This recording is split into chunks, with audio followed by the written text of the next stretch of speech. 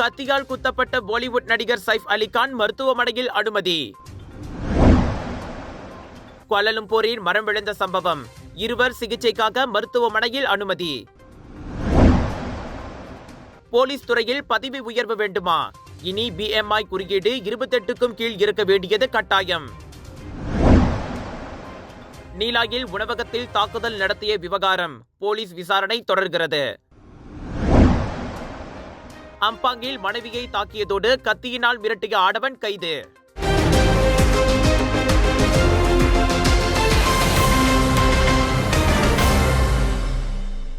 Police அதிகாரிகள் பதவி உயர்வு பெற விரும்பினால் BMI எனப்படும் அவர்களின் சமசீரான உடல் பருமன் குறியீட்டு எண் 28க்கும் குறைவாக இருக்க வேண்டும்.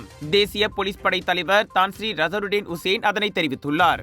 பதவி உயர்வுகளுக்கான நடைமுறை கடுமையாக இருப்பதை உறுதி செய்ய புதிதாக சேர்க்கப்பட்ட அளவுகோல்களில் இதுவும் ஒன்றென்றார் அவர். போலீஸ் அதிகாரிகளின் ஆரோக்கியம் மற்றும் திறன்களை உறுதி செய்வதற்கு இந்த முயற்சி முக்கியமானது. இதனால் மக்களுக்கும் நாட்டுக்கும் சிறந்த சேவைகளை வழங்குவதற்கான அவர்களின் திறன் அதிகரிக்கும் என IGP நம்பிக்கை தெரிவித்தார். கோலாலம்பூரில் நடைபெற்ற போலீஸ் படையின் மாதாந்திர ஒன்று கூடலில் பேசியபோது அவர் அவ்வாறு கூறினார். மலேசியாவில் வாழும் அனைத்து இந்தியர்களுக்கும் என்ரிகோஸின் பொங்கல் திருநாள் வாழ்த்துக்கள். உங்கள் தினசரி வாழ்க்கையை என்ரிகோஸோடு கொண்டாடுங்கள். பொங்கும் மங்களம் எங்கும் தங்கட்டும்.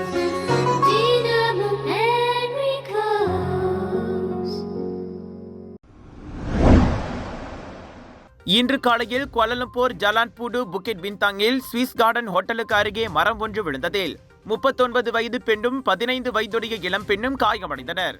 அவர்கள் இருவரும் சிகிச்சைக்காக கோலாலம்பூர் பொது மருத்துவமனைக்கு கொண்டு செல்லப்பட்டதாக தீயணைப்பு படையின் பேச்சாளர் ஒருவர் தெரிவித்தார். இன்று காலை மணி 10:44 அளவில் இந்த சம்பவம் குறித்து தகவல் கிடைக்கப்பெற்றதை தொடர்ந்து சாலையில் விழுந்து கிடந்த அந்த மரத்தை அகற்றும் நடவடிக்கையில் கோலாலம்பூர் மாநகர மன்ற பணியாளர்களுடன் தீயணைப்பு படை வீரர்கள் ஈடுபட்டதாக அவர் கூறினார்.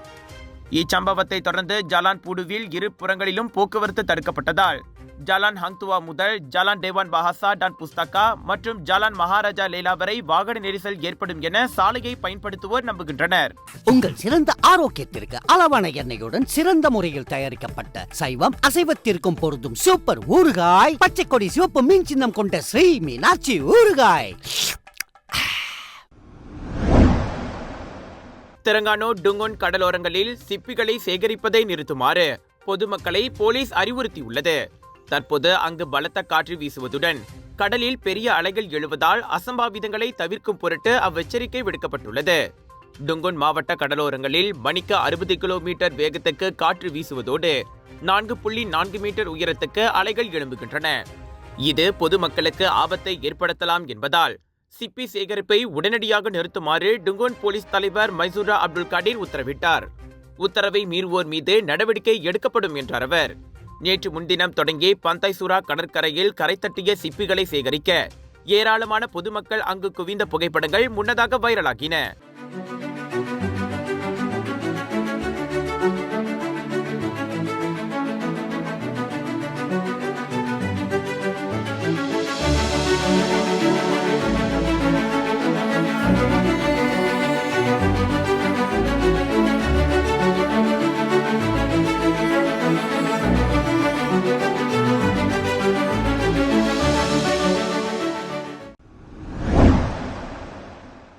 வீட்டில் திருடுவதற்காக உள்ளே புகுந்த அடையாளம் தெரியாத ஆடவனால் கத்தியால் குத்தப்பட்டதில் காயம் அடைந்த பிரபல இந்தி நடிகர் சைஃப் அலி கான் மருத்துவமனையில் அனுமதிக்கப்பட்டுள்ளார். மும்பை பெண்ட்ரா வெஸ்ட் பகுதியில் உள்ள சைஃப் அலியின் அடுக்குமாடி வீட்டில் 11வது மாடியில் இன்று காலையில் இச்சம்பவம் நிகழ்ந்ததாகவும் தாக்குதல் நடத்திய ஆடவன் தப்பியோடிவிட்டதாக பெண்ட்ரா போலீஸ் அதிகாரி தெரிவித்தார். தற்போது அவர் அறுவை சிகிச்சை பகுதியில் இருப்பதாக கூறப்பட்டது. அதிகாலை 2 மணிக்கிடையே தனது வீட்டில் சத்தம் கேட்டதை உணர்ந்து தூக்கத்தில் இருந்து சைஃப் அலி கான் விழித்தபோது அவரை அந்த ஆடவன் கத்தியால் குத்தியுள்ளான். அந்த சம்பவத்தின் போது அவரது குடும்பத்தில் உள்ள இதர உறுப்பினர்களும் வீட்டில் இருந்தனர். பெண்ட்ராவில் உள்ள லீலாவதி மருத்துவமனைக்கு சைஃப் அலி கானை அதிகாலை 3 மணிக்கு கொண்டு சென்றனர். கூர்மையான ஆயுதத்தினால் தாக்கப்பட்டதால் அவரது உடலில் 6 வெட்டுக்காயங்கள் இருந்ததாக அந்த மருத்துவமனையில் டாக்டர் நிராஷ் உத்மானி தெரிவித்துள்ளார்.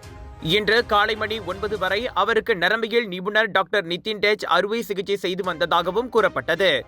முதுகெலும்பு வடம் மற்றும் இடது மணிக்கட்டு பகுதியில் அவருக்கு 2 காயங்கள் ஆழமாக உள்ளது.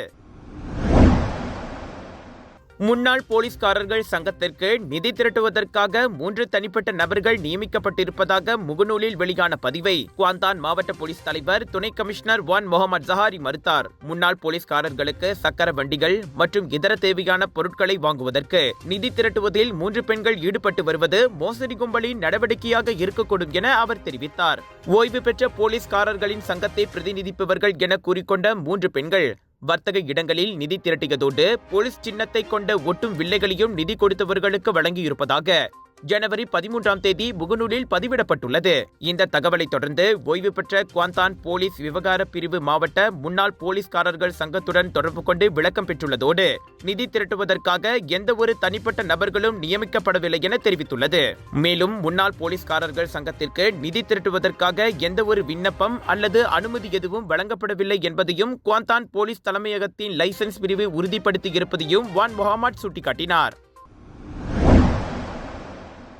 நீலாயில் உள்ள உணவகம் ஒன்றில் கடந்த வாரம் ஆயுதம் ஏந்திய 4 ஆடவர் கும்பல் ஒன்று தாக்குதல் நடத்தியதற்கான நோக்கம் குறித்து போலீசார் தொடர்ந்து விசாரணை மேற்கொண்டு வருகின்றனர்.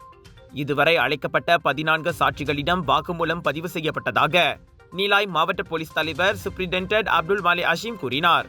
தாக்குதலில் பாதிக்கப்பட்டவர்கள் அவர்களது நண்பர்களும் அடங்குவர். இந்த சம்பவத்தில் சம்பந்தப்பட்ட அனைத்து சந்தேக பேர்வழிகளையும் கண்டறிவதற்கான முயற்சிகள் மேற்கொள்ளப்பட்டு வருவதோடு அந்த உணவகத்தின் ரகசிய கண்காணிப்பு கேமராவில் பதிவான காணொலியையும் போலீசார் ஆராய்ந்து வருகின்றனர்.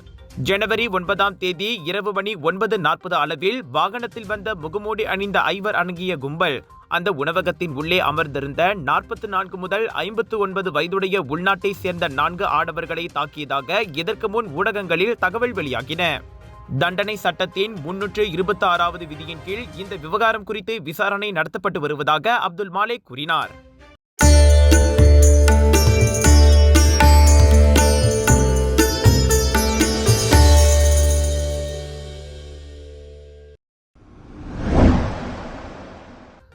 அம்பாங்கில் ஞாயிற்றுக்கிழமையன்று அடுக்ககத்தில் தனது மனைவியை தாக்கியது மற்றும் கத்தியினால் மிரட்டிய விவகாரம் தொடர்பில் ஆடவர் ஒருவர் கைது செய்யப்பட்டார்.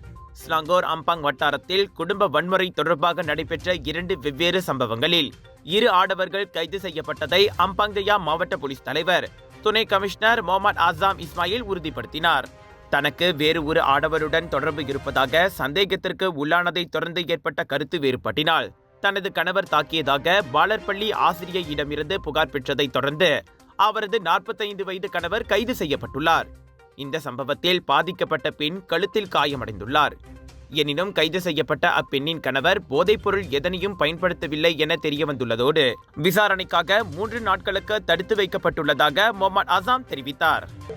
மலேசியாவில் முதல் முறையாக என்ரிகோஸ் நிறுவனம் மாட்டுப் பொங்கல் விழாவை பெரிதளவில் கொண்டாடவிருக்கின்றது. கிராம சூழலுடன் மாட்டு வண்டி கண்காட்சி, பாரம்பரிய விளையாட்டுகள், ஜல்லிக்கட்டு கண்காட்சி உள்ளிட்ட பல நிகழ்ச்சிகள் நடத்தப்பட உள்ளன. இந்த சிறப்பான விழாவில் கலந்து கொண்டு பொங்கல் திருநாளை அனுபவிக்க உங்கள் அனைவரையும் என்ரிகோஸ் அழைக்கிறது. இந்த விழாவில் கலந்து கொள்ள www.enrico.com.my என்ற அகப்பக்கத்தை நாடுங்கள் அல்லது 01255222845 என்ற எண்ணை தொடர்பு கொள்ளுங்கள்.